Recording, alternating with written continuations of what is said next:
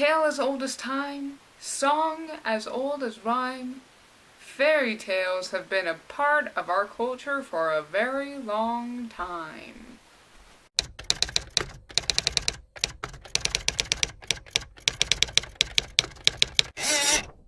Welcome to another thrilling episode of the Book Club of Destiny. Last week, I had the wonderful opportunity to go to what they say is the happiest place on earth, Disneyland. I had a wonderful, great time with my family. I finally got to go try the Rose Tavern and the Grey Stuff. It really is delicious.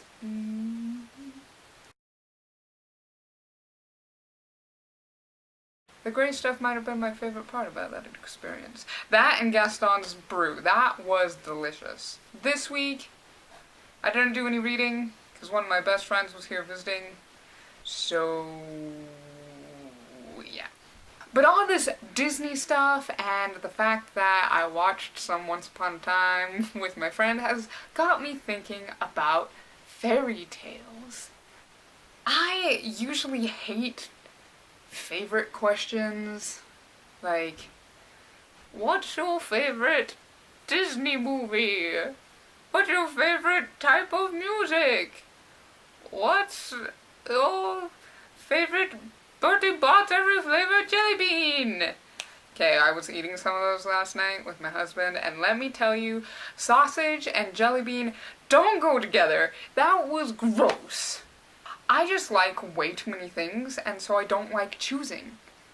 I don't want to offend all the other Disney movies or jelly beans, or maybe it's just because I'm indecisive. That is a thing. But as far as fairy tales go, if I had to choose one as my ultimate favorite, it would probably be Beauty and the Beast. I just like the overall theme of Beauty and the Beast, and not just the idea that true beauty is found within. You know, don't judge a book by its cover sort of thing. I get it. That's good. That actually is a very good moral to a story.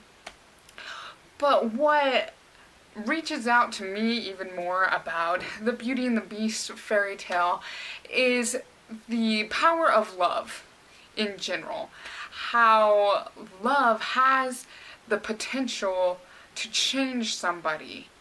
So I've seen and read a few different variations of this story, and I know that there's tons more out there that I haven't even been exposed to.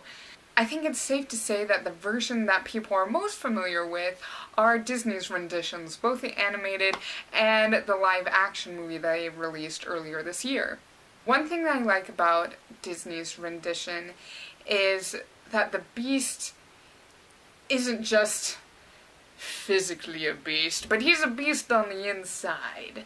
In some stories I've read, I don't know if it's because he's been by himself for a long time, so he's already had that interchange, but he doesn't have quite as much as the beast-like inner qualities. Just the outside is the beast. And so you don't get to see that change as much within him. You see the change of our protagonist's perception of the beast, but it's not quite the same. The other thing that's kind of neat about Disney's rendition is that you have this contrast in Gaston, which just really solidifies that don't judge a book by its cover thing.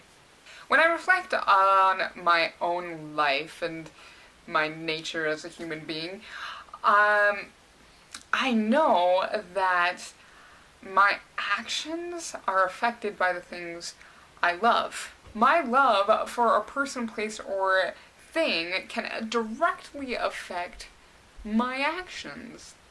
Because I love Haagen-Dazs ice cream, every time I passed the shop in downtown Disney, I was like, I gotta get me some ice cream! I only did it twice. I resisted.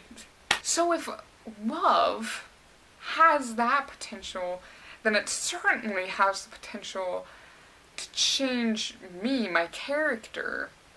And that's what we see in this story. We have a man who was transformed because he was ugly on the inside, so he might as well be ugly on the outside.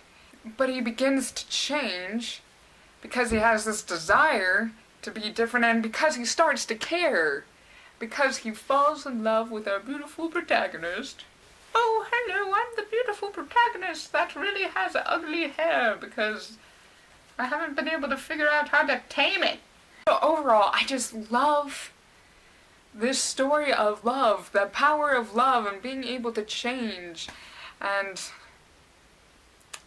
the strength it gives you, how it protects you from evil wizard spells.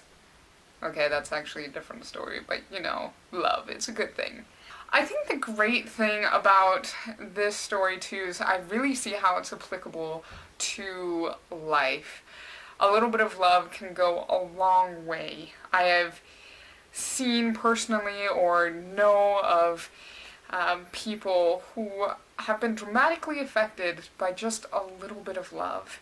So I guess the moral of the story and of this video is don't be quick to judge and give a little love.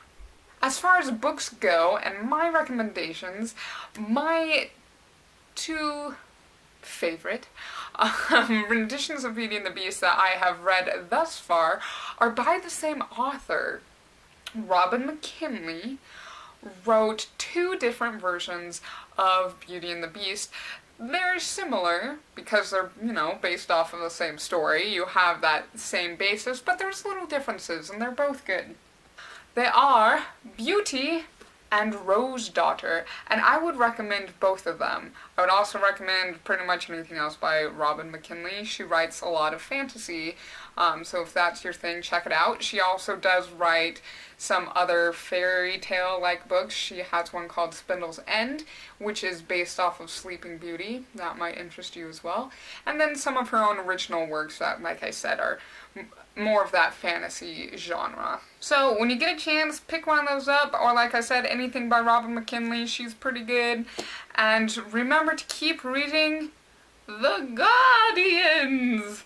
We are on book 3, Toothiana, Queen of the Tooth Fairy Armies. And after this, there's only one more book to go! What do you guys think? Are there any renditions of Beauty and the Beast that you absolutely love or absolutely can't stand? Or are there any other fairy tales that just touch your heart for whatever reason? I think you get bonus points if you can think of some really obscure fairy tale that most people don't even remember. So until next time, read a book, eat a cupcake, and love life.